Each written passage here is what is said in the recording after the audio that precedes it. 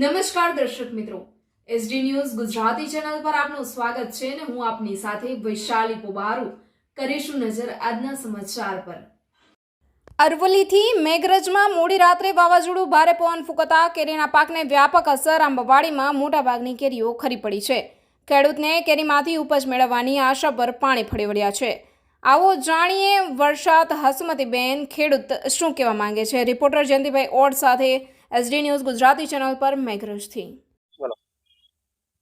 મારું નામ વર્ષાત હસમતીબેન રાજેશભાઈ। આ કાલે વાવાઝોડું આવ્યું હતું, તેના કારણથી અમારા આંબાની કેરીઓ ઘણી બધી પડી ગઈ અને 15 દિવસ પહેલા પણ વાવાઝોડું આવ્યું હતું, એમાંથી પણ ઘણું બધું નુકસાન થયું છે અને ઘણું બધું આ કેરીઓનું ને બધું નુકસાન થયું છે અને હજી પણ આ બધું સાફ પેલું થઈ ગયું કેરીઓ બધું। એટલે આનું છે ને સરકાર ગમે તે વળતર કે આ બધું આપી શકે એમ।